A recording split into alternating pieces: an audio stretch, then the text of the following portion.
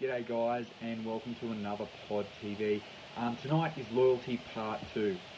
Finally getting this up after having, as some of you may know, another child. So now I've got 3 little boys in the house. So please bear with me on that.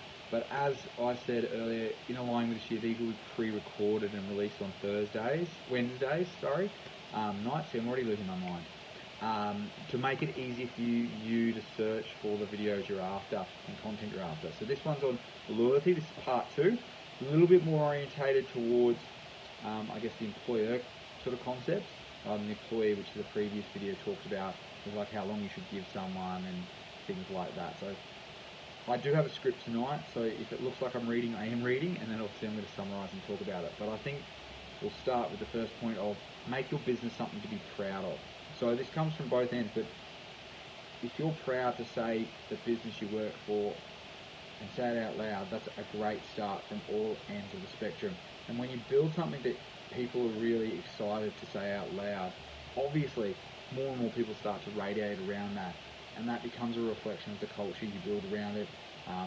Things like how many students you have trying to come and do placement in your clinics is one measure.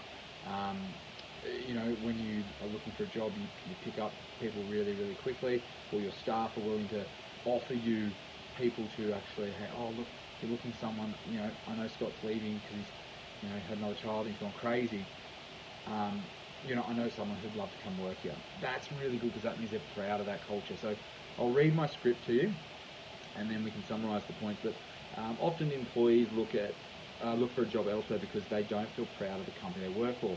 Normally this is because they feel the business doesn't have a positive impact on the world or the people around them. So I think that's really, really important about personal development and those aspects. This is especially the case with millennials apparently. So in some surveys, they found that millennials get disheartened in workplaces that don't seem to be giving back. Millennials, no, that's me. So if you're not prioritising and engaging and aligning with your employees, you can sometimes expect that loyalty may be low. So you might not find that in an interview process. You might need to find a new interview process to try and get closer to that. So that's super important. But I think having a positive impact. So if the business is seen to be, and I'm just going to use examples, I'm not pointing fingers, but it's easier this way. If the business is just being seen to try and turn over the highest dollar figure, a lot of people that won't align within healthcare, and you're going to have people coming and going constantly, or they're not going to be proud to say your business out loud. So in saying that, it's up to the employer or the owner of the business and the management staff to make sure the organisation's values align with its staff and vice versa. So that's where that starts. To make your business people to be proud of your business and your brand or the brand, you've got to align those. Values very carefully. Show greater appreciation. This is one that I think is really interesting because we all know this. If you want loyalty, you want a staff member to tell their mates, oh yeah, and John takes such good care of us. He gives us time to do our paperwork.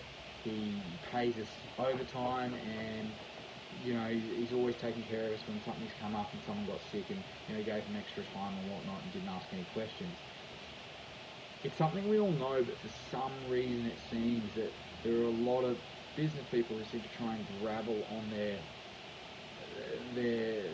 money and their time and use their employee to the full extent. And once again, I'm not pointing any fingers, but that seems to be a consensus out there. And you're just trying to do this and hold on to everything you got, rather than it's sometimes just giving and giving and giving can turn out to be the best thing possible. So I'd like people to think about that. So if you want to increase your loyalty, you've got to show greater appreciation, and greater appreciation requires you to give.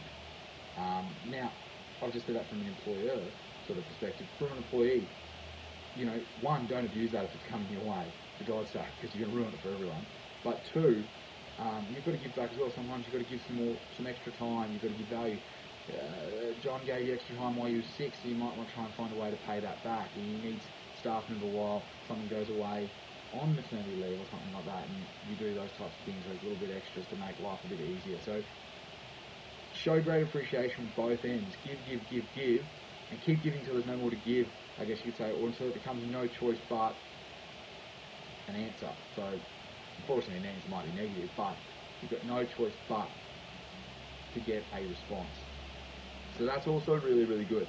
I guess the other way is you've got to have mechanisms in the business which you've negotiated with your boss and your boss has negotiated with you that allows appreciation to be shown, and there needs to be clear communication about that and clear celebration about achieving those goals if they are goals. So show greater appreciation. Don't do this. Don't try and keep your little pile of gold. I'm going to keep referencing finance, but it's easy. And give everything, give time, everything. Try and find ways to do that are reasonable, and you'll find that will flow back to you really, really heavily. So in follow on that, introduce ways to recognise and reward your employees and your employer. Maybe there might be a way where you give them an extra. I don't know. There's a million ways to do this. I'm not going to speculate too heavily, but I do want to read my script for this. So, not really. I'll paraphrase, but create a program. The first thing you can do is talk to your staff and say, are you happy with the reward and recognition program or policies and procedures that we're on? And just say to them, I need an honest answer, because if it needs to change, I want to change it. If it doesn't need to change, it's fantastic. It means we're doing the right thing.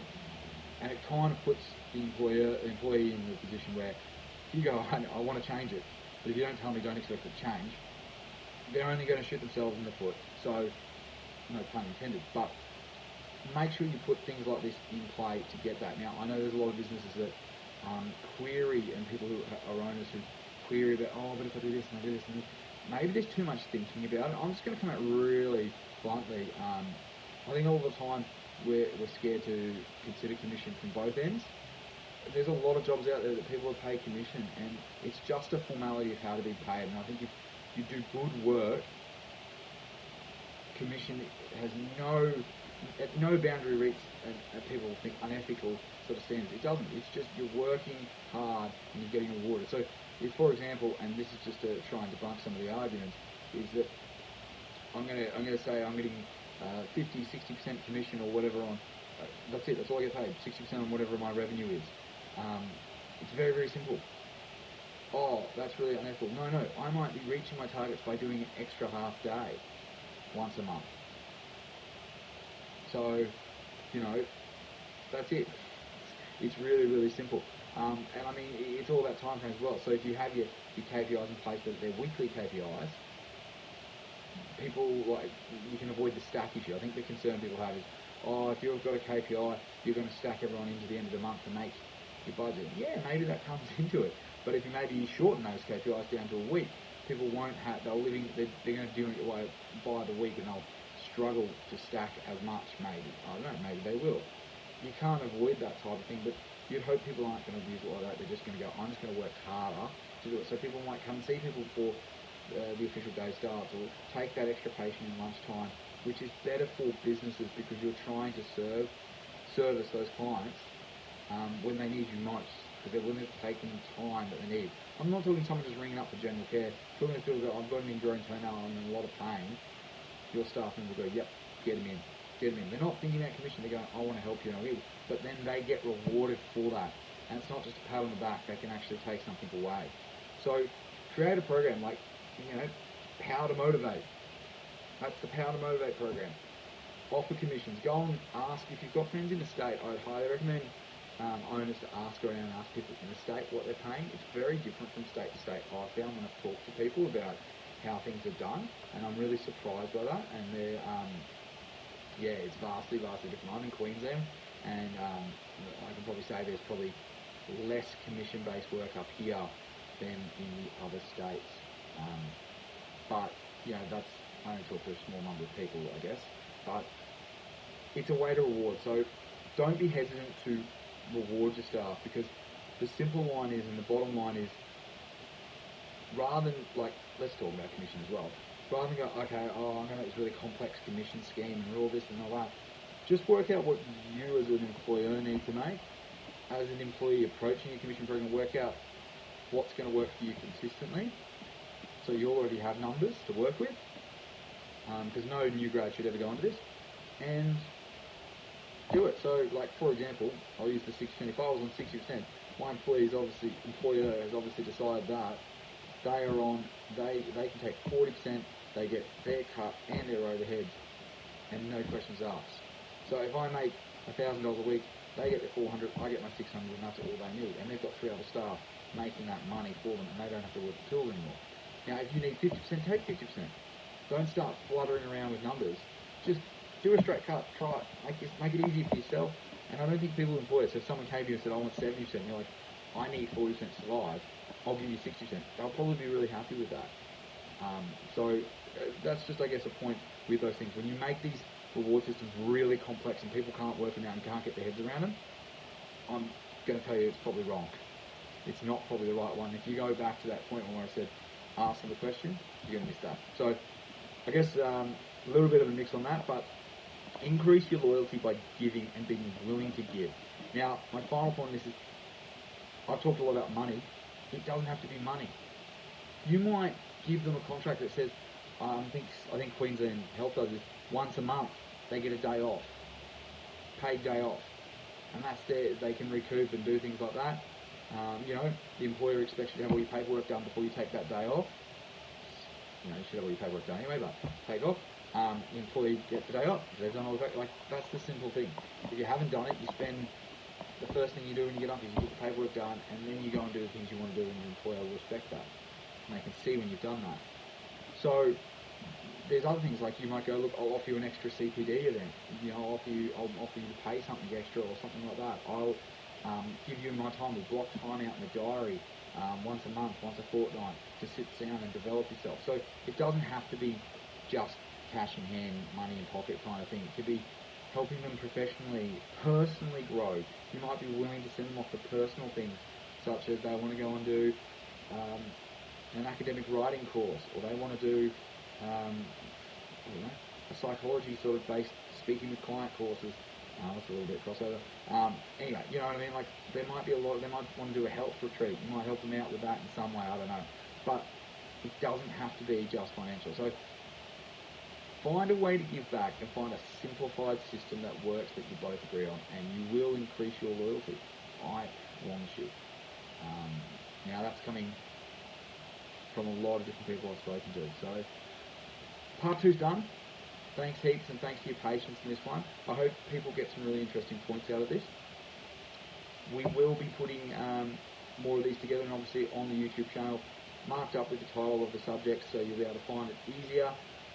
I look forward to speaking to you guys more. Don't forget to check out podiatry17.com with all our courses. We've got Sydney Dry Needling Manual Therapy coming up, Simon's Masterclass for Athletic Footwear, Hot Topic, the Nike shoes looking like it could be banned. Maybe it is, maybe it isn't. Great course to get down to. I'm sure he'll touch on the subject. So Brisbane, if you're in there, it's down at Torm, at West, there's plenty of parking, there's a good bit of feed behind it. It'll be a great day to be there.